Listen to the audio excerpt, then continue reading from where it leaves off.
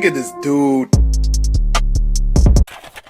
What's poppin', everybody? Welcome back to another video. Hey man, if you haven't already, and so make sure you are subscribed to the channel, smash the like button, click that bell while you're at it so you can be a part of the Post Noti Gang family, best family on YouTube. That's no cap, hands down. Hey man, we are here for Ray William Johnson. This idiot hijacked a commercial airplane. Alright, Mr. Terrorist over here. Shit. We're gonna do less talking, more reacting. Let's dive right into this video. Let go. So this flight full of people gets hijacked, and as you can see, this whole thing gets really crazy. So there's this guy, his name's Leul. And Leul is about 42 years old, and he's an airline pilot working for Ethiopian Airlines. And Leul, he's a good pilot. All he ever wants to do is get his passengers to their destination safely. But one day in 1996, something crazy gets in the way of that. Because it's just another routine flying day, a commercial flight out of Ethiopia with a few stops in other countries in Africa. And so Leul is flying this plane, and there are 175 passengers on board, and when they hit cruising altitude, suddenly, boom, 3 men stand up, and they run through the aisle up to the front of the plane, and they rush into the cockpit. And there, they grab an axe that's there in the cockpit for like fires and stuff. Okay. And they're like, pow, pow, and they start punching the first officer, and they toss him into the main cabin. And one of the hijackers takes over his seat, and he looks at Leul sitting in the seat next to him, and he's like, we've got a bomb. Fly us to Australia right now, or we'll blow the plane up. When did this all take place? I mean, I know stuff like this be happening around the world and stuff like that, from like airplane crashes, hijackings, but you don't really hear hijackings very much. Like, it happens, but you don't hear it much. So I wonder when this took place. These guys don't really have a bomb, but Leul doesn't know that. He has no reason not to believe them, and he wants to follow their demands so that the passengers don't get hurt.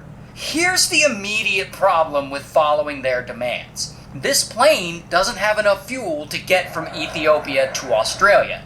They'd have to plan for a trip that long. And so Leul's like, we don't have enough fuel to get to where you want to go. And the hijackers, they think he's lying, and they start arguing with him and yelling at him. Y'all really want to argue with somebody that has full control of your guys' lives right now? I mean, if you want to take that risk, cool, but if the plane don't make it, we going down, bruh. And so finally, Leul's like, fine, I'll take you there. First, I need to hit up air traffic control and let them know I'm going off course. So then he radios air traffic control, and of course he immediately tells them, we've been hijacked and they want me to fly to Australia. And air traffic control is like, you don't have enough fuel to make it to Australia. And Leul's like, I know, that's what I said. And air traffic control's like, alright, let us talk to these hijackers. Alright. And so Leul flips a switch, and now the hijackers can hear air traffic control. And air traffic control is like, you can't make it to Australia, that's a 6-hour trip, and you've only got 2 hours worth of fuel. And the hijackers nowhere even close, bro. Aren't listening, and they get all mad, and they start arguing more, and ultimately they make Leul stop communicating with air traffic control. And so now Leul is there alone with the hijackers, and he doesn't know what he's gonna do.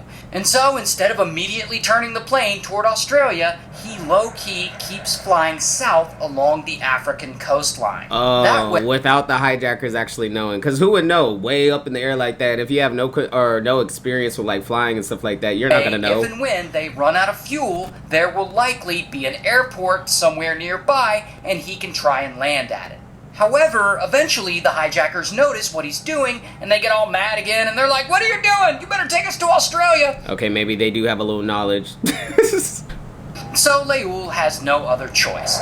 He turns the plane, and he heads toward Australia, knowing that they're inevitably, at some point, going to crash in the middle of the ocean.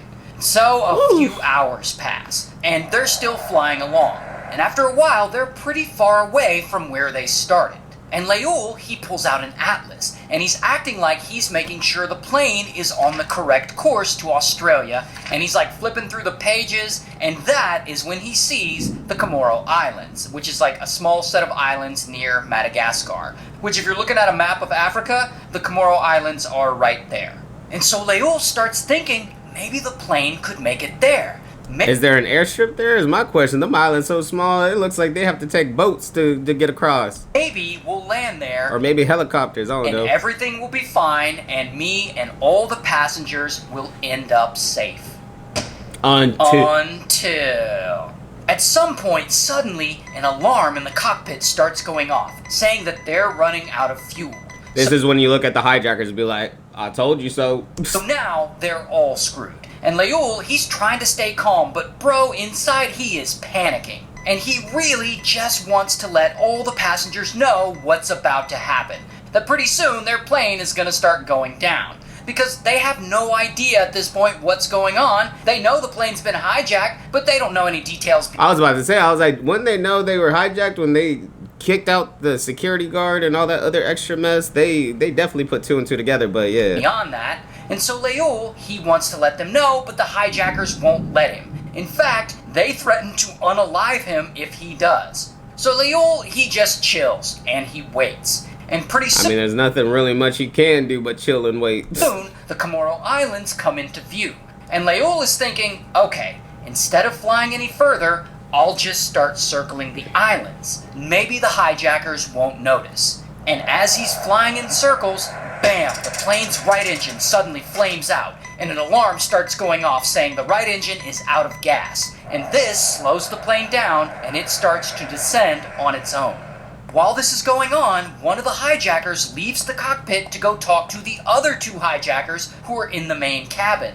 As soon as that guy leaves, Leul jumps on the plane's PA system to address the passengers. Ladies and gentlemen, this is your pilot. We have run out of fuel, and we are losing one engine at a time, and we are expecting a crash landing. And so the hijackers, they can obviously hear this, and they... I mean, at this point, look, I know there's stories out there where if there's like a hijacker on the plane, typically a lot of the passengers will gather up as a team and pretty much try to overpower any hijackers on the plane. Because at the end of the day, it's either you die sitting down or you die fighting trying. You feel me? Like... They get super pissed, and they come back in the cockpit, and they're like, you motherfucker! And they knock the microphone out of his hand, and they start messing with the buttons, and they try to take over control of the aircraft. Then, suddenly, bam! The plane's left engine flames out, and an alarm starts going off saying the left engine has run out of gas. And so, that's it. They are officially completely out of fuel. Both engines are off, and the plane is gliding in big circles, slowly descending downward.